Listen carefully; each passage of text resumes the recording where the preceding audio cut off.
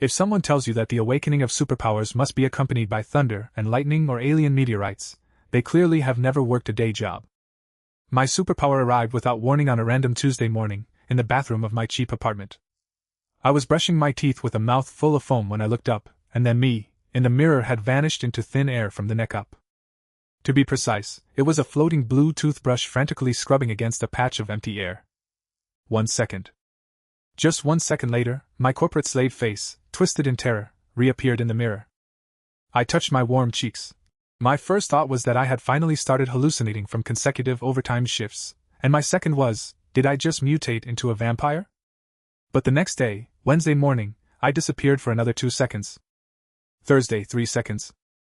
I, Shuichi Kamiya, an ordinary salaryman struggling at the bottom of Tokyo's social ladder, have figured out an absurd yet extremely rigorous physical law.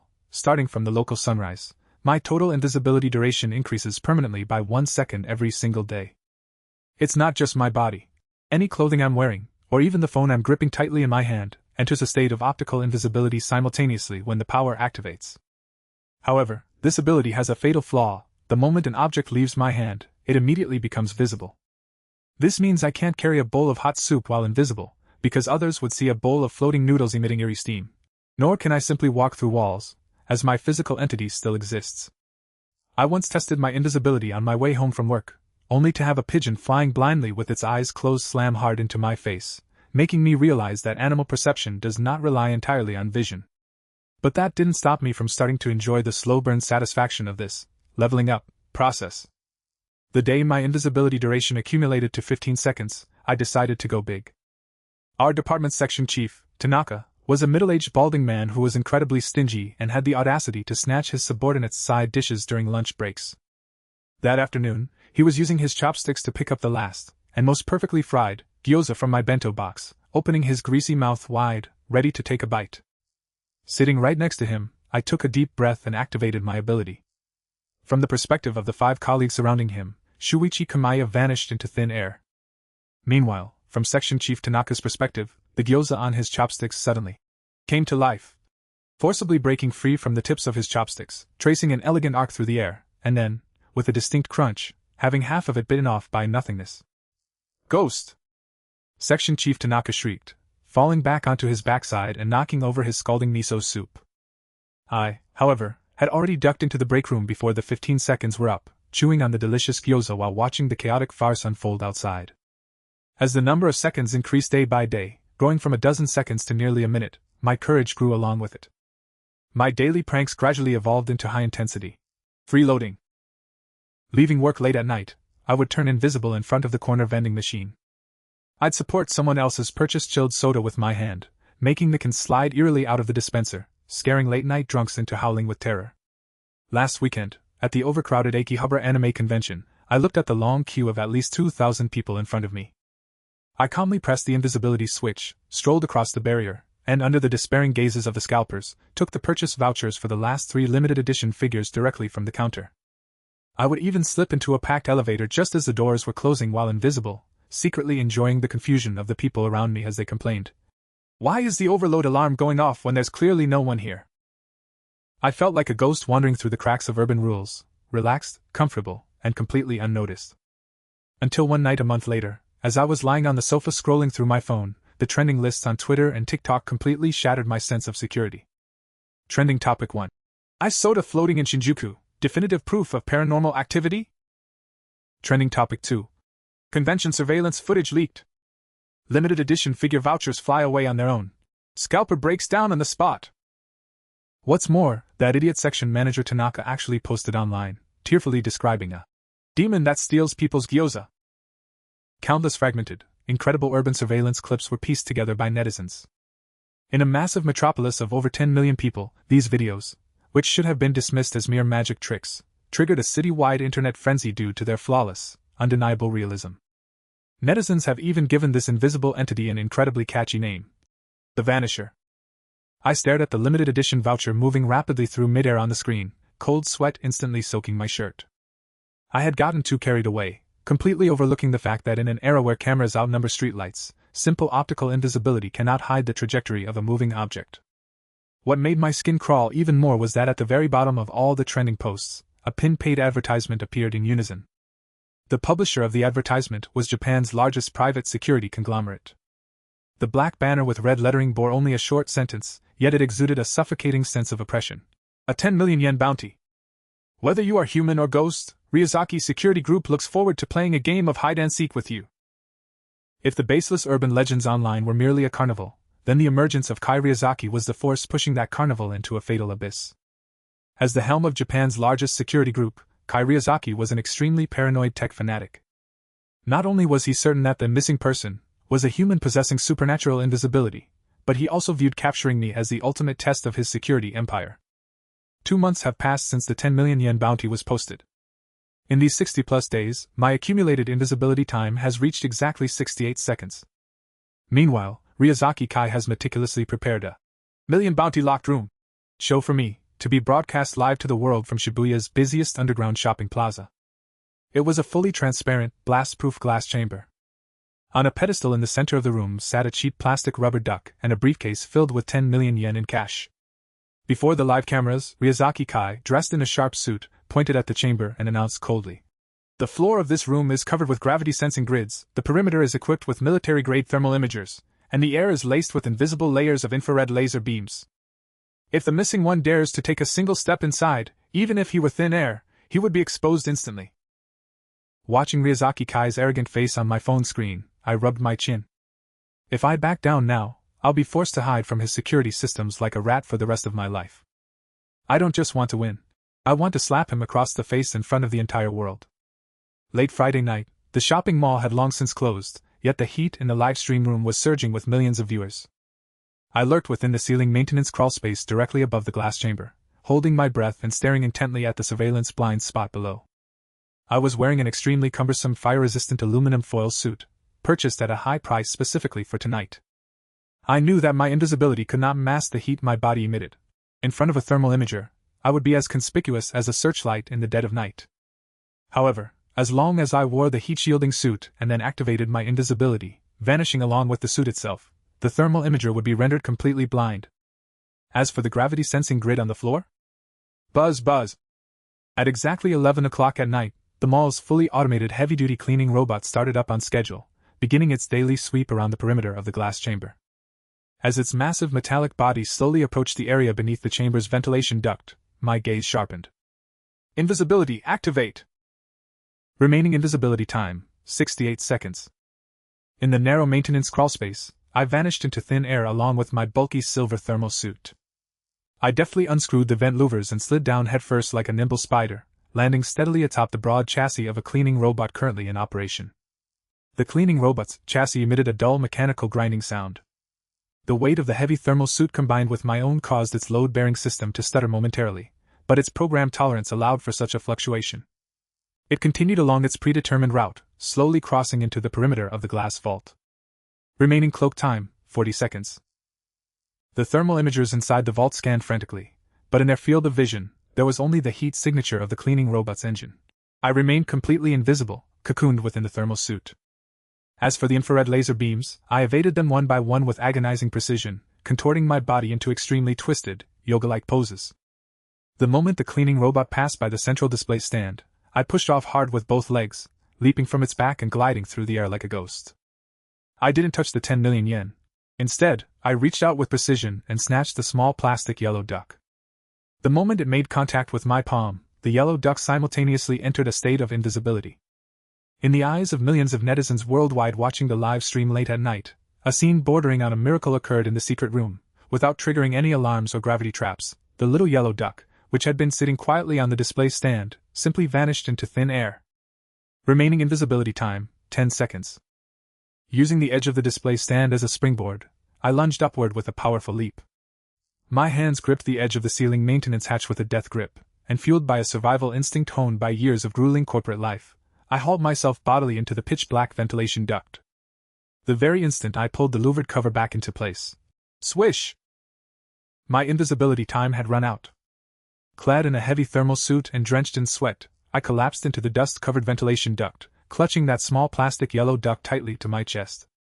Seconds later, my phone exploded with countless news notifications. The entirety of Twitter and all major video platforms had completely crashed. In the live stream, Ryuzaki Kai stared at the empty display stand, his face, usually a mask of cold confidence, twitching violently for the first time. He slammed his fist onto the console, shattering the microphone into pieces. As for me, I wiped the sweat from my forehead with one hand and squeezed the yellow duck's belly with the other. Quack! A crisp duck call, echoing through this pitch-black maintenance tunnel, played the first triumphant symphony of my declaration of war against this world. Ever since the Shibuya secret chamber incident, Ryuzaki Kai had gone mad, integrating algorithms targeting invisible moving objects into security systems across all of Tokyo. To lie low and avoid the heat, I stayed quiet for a long time. 2 months later, my invisibility duration broke the 100-second mark. The growth of my ability inevitably led to a hint of complacency, and that complacency, on a night of thunder and torrential rain, forced me to pay a bitter price. That night, a sudden torrential downpour in Tokyo left me soaked to the bone. To avoid the manic landlord who was prowling the first-floor lobby demanding rent, I casually flipped my invisibility switch and swaggered right past him into the elevator. But I had overlooked a fatal law of physics. My ability could conceal the clothes I was wearing, but it couldn't change the fact that water droplets were detaching from my body. As I stepped out of the elevator on the 4th floor and walked down the dim corridor toward my apartment, the droplets dripping from my rain-soaked clothes suddenly materialized in midair the moment they left my body. The water hit the old vinyl flooring, leaving a trail of unmistakably clear, wet footprints that led all the way to my door. Just as I reached out to pull out my keys, the door opposite mine was suddenly and violently flung open without warning. The motion sensor lights in the hallway flickered on instantly. Standing behind the door was my beautiful neighbor, Rin Hoshino, who had moved in recently, and usually only ventured out late at night to take out the trash. At this moment, she was cradling a Maine Coon that was hissing and bristling its fur aggressively toward my position. In her hands, she held an extremely professional, military-grade thermal imager, its dark lens locked firmly onto me. On the eerie green screen of the thermal imager, the tall silhouette of a human, glowing in bright orange-red, stood clearly in the very center of the corridor. "Got you, Mr. Urban Ghost." A sly curve tugged at the corners of Hoshino Rin's lips. Instead of panicking, she took a step forward, forcing the defenseless me back until my spine slammed hard against my own apartment door. Her eyes, filled with an intense curiosity, stared straight through the thermal imager at my empty, featureless face. Outside the window, the torrential rain thundered, yet the hallway remained terrifyingly silent. She leaned in close to where my ear should have been, her warm breath carrying a faint scent of mint as it brushed against my invisible cheek. "Mr. Kamiya, even invisibility can't hide the sound of your heartbeat. Remaining stealth time, 3 seconds, 2 seconds, 1 second. Asterisk swish. Asterisk. As the countdown ended, the optical camouflage faded instantly. I stood revealed before her, drenched and wearing a look of utter shock, still clutching the key I hadn't yet managed to insert into the lock. How did you know it was me?" I stared fixedly at the recording device in her hand, my heart sinking to the bottom. If she sold this video, containing my real face and thermal signature, to Ryuzaki Armor, that 10 million yen would be enough for her to live in luxury for the rest of her life, while I would end up as a lab rat. Rin Hoshino took a step back, soothing the cat in her arms. She pulled her phone from her pocket and waved the screen, displaying the back-end interface of a YouTube channel. "Urban Mystery Investigator Rin, that's my channel account." She looked at me with a beaming smile. "After the Shibuya lockroom incident, I cross-referenced all the sighting locations of your pranks in Shinjuku, Akihabara, and elsewhere, and performed a simple geographic triangulation. The results showed that the center of this missing person's activity was within a 2-kilometer radius of this dilapidated apartment building." I swallowed hard, looking at the row of distinct wet footprints on the corridor floor, and gave a self-deprecating laugh. "So you moved in right across from me just to wait for the bait? The rain and the footprints. I really was careless. It wasn't just the rain. Actually, over the past few days, I sprayed special fluorescent dust in the corners of the corridor. As long as you walked past while invisible, the airflow would disturb the powder." Rin Hoshino stared at me with a fanatical gaze, as if looking at a rare treasure. "Shuichi Kamiya, your ability is perfect, but it's also full of flaws. If you keep growing wild on your own, it's only a matter of time before that mad dog Kai Ryuzaki catches you." "What do you want?" "If it's money, I don't have 10 million. I leaned against the door, watching her warily. "I want you," Hoshino Rin said without a moment's hesitation. Seeing the instant look of alarm in my eyes, she burst out laughing. "Don't misunderstand. I don't want your life, and I don't want you to turn yourself in. I want you to be my exclusive subject. I won't expose your identity, But I will use all my resources to help you systematically test the limits and weaknesses of your abilities, and even help you evade Ryazaki Kai's pursuit. And in exchange? You need to cooperate with me by anonymously recording all your experiences using your abilities and your process of bypassing high-tech security on my channel. Hoshino Rin took a step forward, her icy finger lightly poking my chest. We'll work together to perform the world's greatest magic trick to its absolute limit. A blinding flash of lightning streaked across the window, illuminating her frantic yet captivating face. I knew I had no right to refuse. On this rainy night, the urban ghost was no longer alone. I had been forced onto this metaphorical pirate ship named Hoshino Rin. Ever since that thunderstorm-filled night when I was forced into an alliance, my life as a corporate drone has completely spiraled toward the other extreme. Rin Hoshino was a woman who followed through on her words, sometimes to the point of madness. Using the massive traffic revenue earned from anonymously posting the missing persons videos, she had transformed her apartment into a high-end miniature laboratory rivaling that of the Ryazaki security group. It was packed with high-precision electronic scales, infrared grids, airflow sensors, and even a medical-grade cell analyzer. After a series of exhausting physical tests, late one night, Rin stared at the dense formulas covering the whiteboard and suddenly rapped her knuckles hard against it. Kamiya, we've been deceived by the traditional human 24-hour schedule all along. She pointed to the words, local sunrise, on the board, a terrifying fervor flickering in her eyes. What if the condition for increasing your ability by 1 second is simply physically observing the phenomenon of sunrise at the local site, rather than the passage of 24 hours? I froze, the chilled cola in my hand suspended in midair. You mean? That's right, we're going to exploit a low-level system bug in this ability. Rin grabbed the 2 passports off the table. I've already booked first-class tickets departing from Narita Airport. We're going to farm the sunrise. 2 days later, at an altitude of over 10,000 meters, I finally understood what it meant to use money and mathematics to defy supernatural laws. Rin's plan was utterly insane. Through precise flight path calculations, she had us flying eastward on a supersonic jet, heading into the direction of the Earth's rotation to artificially shorten the cycle of every day and night. As we greeted the first light of dawn over the Pacific Ocean, I closed my eyes and clearly felt that strange surge of energy within me flicker. Total invisibility duration increased by 1 second. Immediately afterward, we made a brief landing in Hawaii and instantly transferred to another private charter that had been waiting for some time, flying direct to Los Angeles. By crossing the international date line and utilizing carefully calculated time zones, we managed to chase the sun and witness 4 separate sunrises within a mere 36 hours of real time. When I watched myself disappear in the mirror of a Los Angeles hotel and counted to the 130th second in my head before reappearing, I was so thrilled I nearly jumped for joy.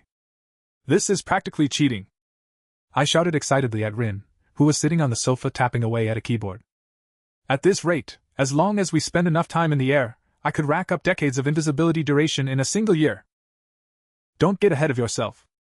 Rin took a sip of coffee and threw cold water on my excitement. This kind of extreme trans-time zone flying puts an immense strain on the body, and your ability seems to have an anti-addiction mechanism.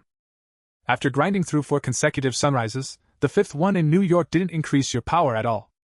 The system clearly mandates a certain interval of physiological sleep between each trigger.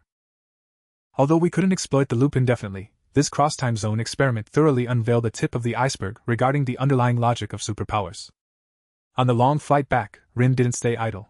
She began conducting the second core test, item attachment, and vital signs. In the private suite of the first-class cabin, she took out a small knife and asked me to cut my finger while invisible. When the blood welled up from my fingertip, it remained invisible.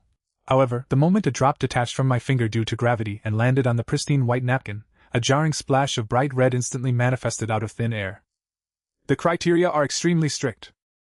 Only things that have a direct physical connection to your body and are subjectively identified by your will as carried items can share the optical invisibility.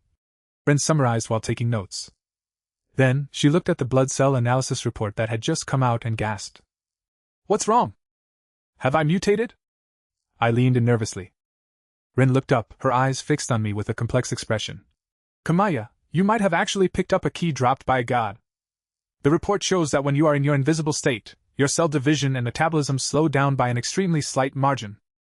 Although it's only for a minute or 2 each time, if you could stay invisible for several hours in the future, I would age slower than a normal person. I widened my eyes in shock. To be precise, while you are invisible, your flow of time is slightly frozen. Rin closed her notebook and leaned back in her seat, a trace of attachment she hadn't even noticed herself flickering in her eyes as she looked at me. "You're not just an invisible ghost. In the future, you might even become an immortal monster." The plane touched down at Tokyo Narita Airport.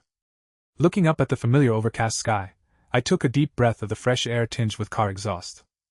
This frantic trans-time zone journey had caused my invisibility duration to skyrocket.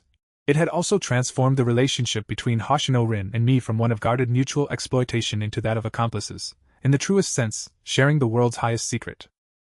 "What do you plan to do next? Go back to being a corporate drone?"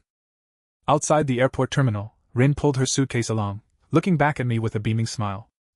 "No," I said, looking at the provocative anti-theft advertisement for the Ryazaki security group on the large mall screen in the distance, a confident curve playing at the corners of my mouth.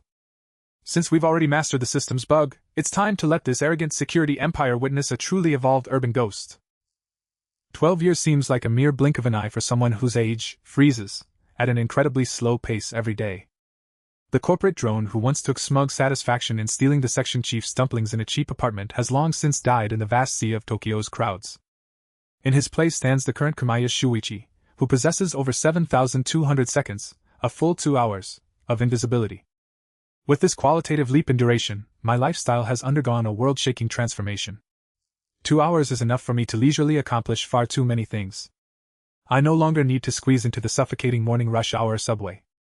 When I want to go to the supermarket, even if it's overflowing with people, I can calmly activate my invisibility and weave through the shelves like a gust of wind, picking out the freshest ingredients, then precisely placing a 1,000 yen bill on the checkout counter and leaving silently. If Hoshino Rin insists on dragging me to those boring offline blogger meetups, I can simply vanish right in front of her, sit comfortably on a sofa in the corner to devour a whole slice of Black Forest cake, and watch her roll her eyes helplessly in the crowd. But the expansion of my abilities brought more than just convenience in daily life. It also brought an inescapable sense of responsibility. When I could ignore physical barriers like a ghost, I could no longer turn a blind eye to the tragedies unfolding before me. 3 years ago on the streets of Akihabara, a giant octopus advertising balloon had its mooring cables snapped by a gale. A maintenance worker performing high-altitude work had his ankle snagged by a rope and was dragged directly into midair by the runaway balloon. Then, the rope snapped, and he fell despairingly toward the crowded street below. Amidst the terrified screams of thousands below, I activated my ability. I sprinted up the scaffolding on the outside of the building at superhuman speed, caught the worker's safety harness firmly in midair, and using the principles of physical leverage, forcibly swung him onto a third-floor terrace. In the viral video captured by a passerby that day, the falling worker looked as if he were being cradled by an invisible divine force, tracing a gravity-defying arc through midair to land safely. Then there were the gang brawls in the streets of Kabukicho, where blades flashed in the light. I would walk invisible into the very heart of the fray, effortlessly snatching the weapons from their hands and, for good measure, tying the thugs' shoelaces tightly together, watching them tumble like clumsy clowns until they were bloodied and bruised. Gradually, the internet's perception of the missing one shifted from an initial, paranormal prankster, to the city's mysterious guardian. A strange bond was born between me and the city. Now, walking through the streets of Shinjuku or Shibuya, you often see izakayas or ramen shops leaving an empty table in their most prominent spot. On it sits a steaming bowl of ramen or a plate of takoyaki, next to a wooden sign that reads, "Reserved for our invisible friend." I occasionally stop, drinking that glass of ice-cold beer while remaining invisible, then tap the table twice with a chopstick to produce 2 crisp clinks, leaving behind a coin as a response to the city's kindness. As for Rin Hoshino, a woman with an extraordinary business mind, she has transformed the urban ghost into a super-anonymous IP with tens of millions of followers. The small plastic yellow duck I stole from right under Kai Ryazaki's nose in that Shibuya secret room years ago was repainted by Rin, named General Quack, and became our channel's exclusive mascot. Now, almost every child in Japan has a General Quack plushie hanging from their backpack. My life seems to have reached a perfect balance. I guard the order from the shadows, enjoy my freedom, and have even grown accustomed to this daily life endowed with extraordinary power. Until one late night, when Rin Hoshino, her face deathly pale, threw an encrypted file down in front of me. "Kamiya, we have a problem." Rin pointed at a set of architectural blueprints on the screen, her fingers trembling slightly. It was Ryazaki Guy. Over these 12 years, this tyrant of the security world, whom I had once humiliated so thoroughly, had not given up. Instead of going bankrupt, he had used all the footage collected from my every operation and the gravity fluctuations recorded every time I touched an object to build an incredibly massive database. He had spent 12 years precisely calculating the absolute law that my invisibility duration increases by exactly 1 second every day. And now, at a cost of tens of billions of yen, he has constructed a 12-story, fully enclosed anti-stealth research building specifically for me in the center of reclaimed land in Tokyo Bay. He's issuing a challenge to you. Rin took a deep drag of his cigarette and looked at me. On the top floor of this building sits a limited edition pudding from that century-old shop you love so much. But all 12 floors are filled with lethal traps designed specifically for you. I looked at the building on the blueprints, which resembled a steel behemoth, and felt the worn plastic rubber duck in my pocket. A slow smile spread across my face. After 12 years of comfort, it's time to stretch these old bones. At 2 a.m., on an artificial island in Tokyo Bay, the pitch-black 12-story building loomed in the night like a dormant steel beast. There were no security patrols, for the building itself, costing tens of billions of yen, was a massive, cold-killing machine. Standing outside the building's blast-proof glass doors, I took a deep breath of the cold, briny sea air and pressed the timer on my watch. Cloaking activated. As the 2-hour countdown began, I, along with the Hoshino Rin specialized tactical bodysuit I was wearing, instantly vanished into thin air. Using a hacking device to interfere with the side door's electronic lock, I slipped silently into the ground floor of the building. The moment I stepped into the main lobby, rows of blinding spotlights suddenly flared to life. I froze. This wasn't a security hall at all.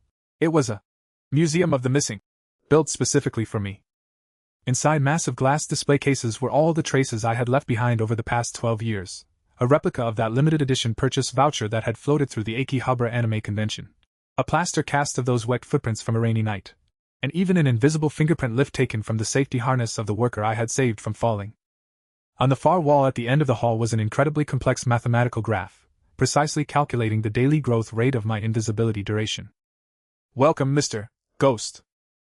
From the hall's hidden speakers came Ryazaki Kai's deep, fanatical voice. 12 years. My supercomputing center has modeled your behavioral logic for 4,380 days. It tells me that your limit today is 7,240 seconds. Enjoy this 12-story hell I've prepared for you. I'll be waiting for you on the top floor. That old fox hadn't miscalculated by even a single second. I let out a cold snort, ignoring his psychological warfare, and headed straight for the emergency stairwell leading to the upper floors. The real test began at the 5th floor. As I pushed open the heavy soundproof door of the 5th floor, the ambient noise was instantly sucked away. It was a massive, anechoic chamber, its walls entirely covered in conical acoustic foam. Acoustic monitoring matrix activated, a cold, mechanical female voice announced. In this space, even the sound of a needle hitting the floor would be amplified hundreds of times. The moment the sound decibels exceed the threshold of a human breath, the high-voltage grid on the ceiling would descend instantly. I tensed every muscle in my body, wrapping the metamaterial silencing pads Hoshino Rin had prepared for me around the soles of my shoes. I forced my heart rate to its absolute minimum. With every step, my toes touched the ground as gently as if I were stepping on water. It took me a full 20 minutes to traverse the 100-meter corridor, and sweat had long since soaked through my back. Upon reaching the 9th floor, the physical traps escalated into even more lethal environmental sensing. This floor had no infrared beams, only a dense network of miniature barometric sensors suspended in the air. As long as the volume of an adult moved through the space, no matter how slowly, it would cause airflow disturbances and minute changes in air pressure, triggering the release of toxic gas. I could not walk. I could only tilt my head back, staring fixedly at the main ventilation duct on the ceiling. It was the only place with a violent and regular airflow. Like a weightless gecko, I hung upside down directly beneath the duct, utilizing the microsuction cups on my tactical gloves. I had to crawl forward half a meter at the exact moment the central air conditioning spat out a blast of air, using the gale to mask the displacement of air caused by my body.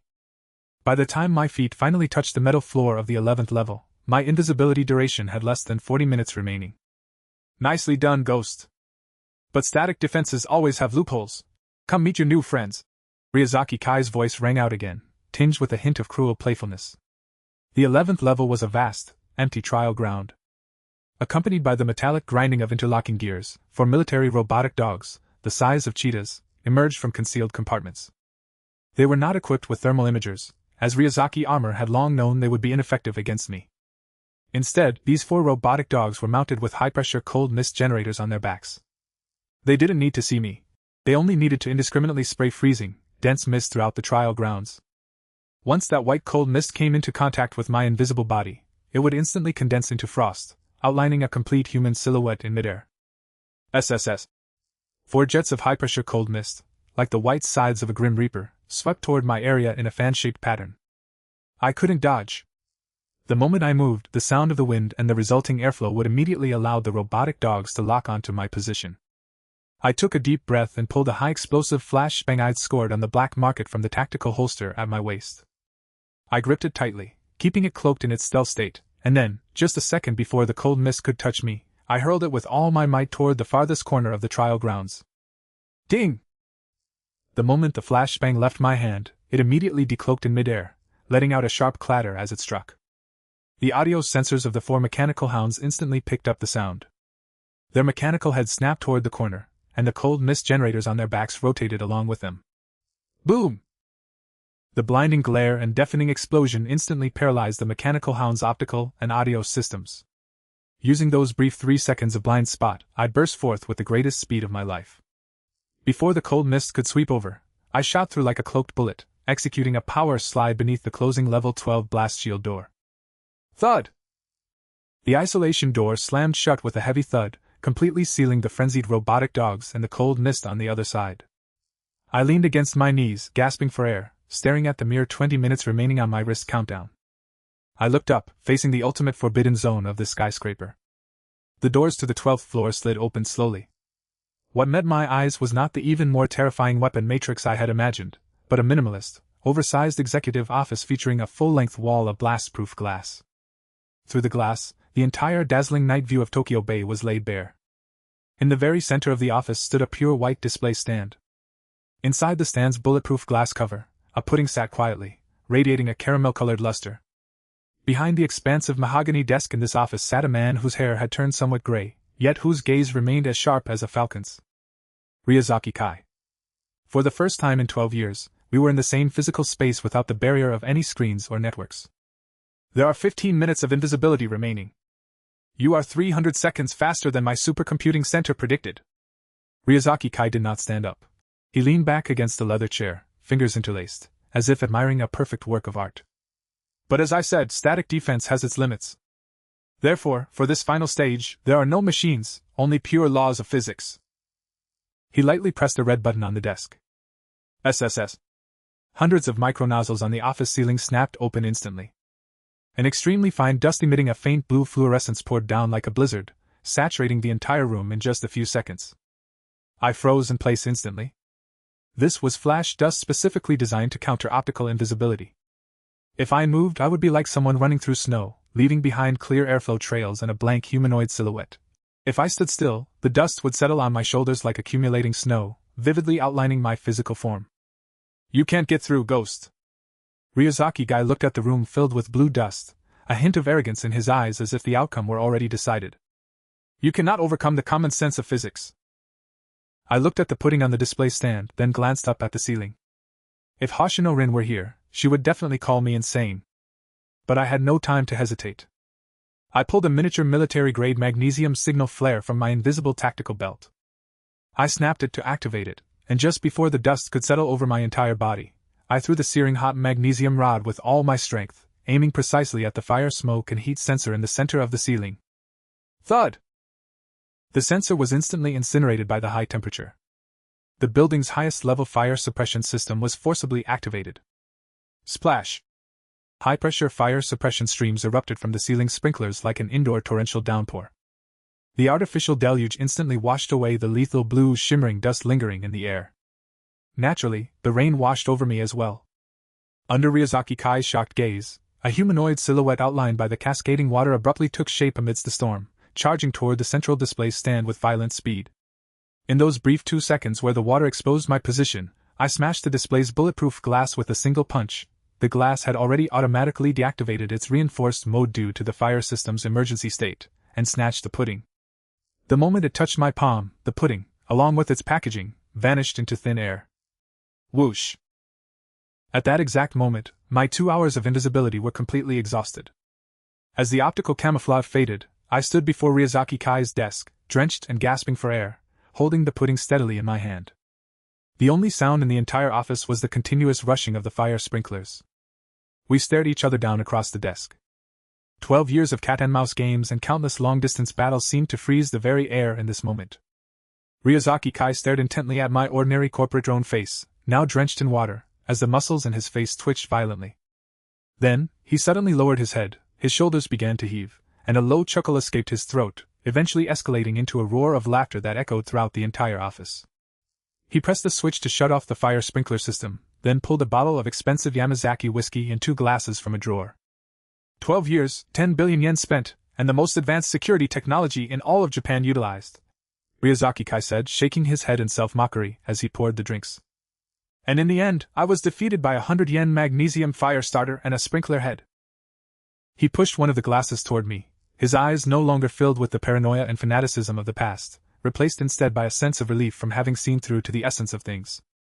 I lost. Not to your superpowers, but to the unpredictable chaotic variables of humanity. Ryuzaki Kai raised his glass. In this world, there is no such thing as a perfect defensive formation. As long as there are humans in the system, there will always be flaws. I didn't say a word, simply tearing open the pudding packaging and scooping a large chunk into my mouth. The rich flavor of caramel spread across my palate. That was the taste of victory. I picked up the glass of whiskey and lightly clinked it against his. Clink. The crisp sound of glass clinking together signaled the official end of this 12-year-long duel of destiny. There were no handcuffs, no laboratories, only 2 men who had shaped each other over the long years, reaching a final reconciliation on the top floor of this bullet-riddled steel skyscraper. I drained the whiskey in my glass and turned to leave. However, the moment I turned, a glimpse from the corner of my eye caught a bizarre sight on the wall behind the desk, the one leading to Ryuzaki Kai's private lounge, that made my blood freeze instantly. It was a reinforced concrete wall, half a meter thick. But at that moment, right in the center of the wall's surface, the air was undergoing an extremely irregular optical distortion. At first, I thought it was a refraction caused by water residue from the fire sprinklers, but then, that cluster of distorted air actually seemed to take on a life of its own, protruding forward into the distinct silhouette of a human being. Under the extremely terrified gaze of Ryuzaki Kai and myself, a humanoid entity emerged from that solid load-bearing wall without any hindrance, as if passing through a layer of void water, a posture that absolutely defied the laws of physics. Clang! The whiskey glass in Ryuzaki Kai's hand hit the ground, shattering into pieces. This tyrant of the security world, who had just accepted his own defeat, now wore an expression more horrified than if he had seen an actual ghost. To an ordinary person, this might have seemed like a magic trick or a holographic projection. But for me, having possessed the superpower of invisibility for 12 years, the shock this scene brought was devastating. For these 12 years, the reason I had painstakingly avoided infrared sensors and barometers, crawling on ceilings like a gecko, was because my power had an absolute underlying logic, optical invisibility, but the physical entity still exists. I would be blocked by doors, soaked by rain, and bumped into by pigeons. Yet the person before me was not only in a state of perfect optical invisibility, but had even directly erased their own physical collision volume. The transparent figure stepped completely out of the wall and came to a halt in front of the desk. He had no facial features. His entire body was covered in a layer of fluid camouflage that seemed capable of swallowing light itself.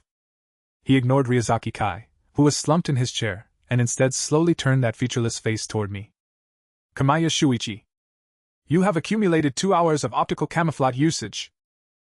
A synthetic voice, devoid of any emotion and indistinguishable in gender, did not travel through the air. Instead, like an electric current, it detonated deep within my mind. For a wild awakened who has never undergone systematic guidance, this is a commendable achievement. Unfortunately, you remain trapped within the cage of 3-dimensional physical laws. My entire body went cold. Forcing myself into a defensive stance, I asked in a hoarse voice. What exactly are you? I am merely a messenger. The transparent figure slowly raised its right hand. In its palm, a solid black metal card emitting a dim, eerie luster abruptly materialized. A chilling scene unfolded. Instead of placing the card on the table, he pressed his hand directly against Ryuzaki Kai's solid mahogany desk. Without making a sound, his hand, along with the metal card, penetrated the solid wood desktop without resistance, as if slicing through tofu. When he withdrew his hand, the pitch-black metal card remained perfectly embedded inside the solid wood, as if it had grown out of the grain itself. You have played in this sandbox park called everyday life for far too long. The messenger's voice echoed in my mind again, carrying a sense of condescending indifference. The dark side of the world is far vaster than you imagine. When your invisibility time breaks the 10,000-second threshold, Come find us at the coordinates on the card. The First Generation Council of Awakeners looks forward to your joining. With that, the messenger didn't even wait for my answer. He took a step back, leaning his entire body backward, and instantly merged into the blast-proof glass wall overlooking Tokyo Bay behind him. Not a single micro-expression sensor was triggered, no airflow alarms were set off, and not even the internal structure of the reinforced glass sustained the slightest damage. Right before our very eyes, he vanished like evaporating mist within the bullet-riddled ruins of the building's 12th floor. A deathly silence descended upon the office, which only moments ago had been the site of a violent confrontation. I stared intently at the black card embedded in the solid wood desktop. Through the grain of the wood, I could faintly discern a string of complex longitudinal and latitudinal coordinates engraved on the card, alongside a sinister totem resembling a Mobius strip. For 12 years, Ryazaki Kai and I have fought tooth and nail for the sake of a mere 2-hour invisibility power. We believed ourselves to be standing at the pinnacle of the struggle between this city's supernatural forces and cutting-edge technology. But it was only at this moment that I realized, with utter despair, that in this 12-year cat-and-mouse game, we were nothing more than two ants biting each other inside a glass jar, fighting over a single piece of candy. And outside the glass jar, a group of true monsters had been silently watching us for 12 long years. I took a deep breath of air scented with caramel and whiskey, pulled out my phone, and dialed Hoshino Rin's encrypted number. Rin, the game is over. I looked out the window at the bottomless darkness of Tokyo Bay, my voice heavier than ever before. But a real war has only just begun.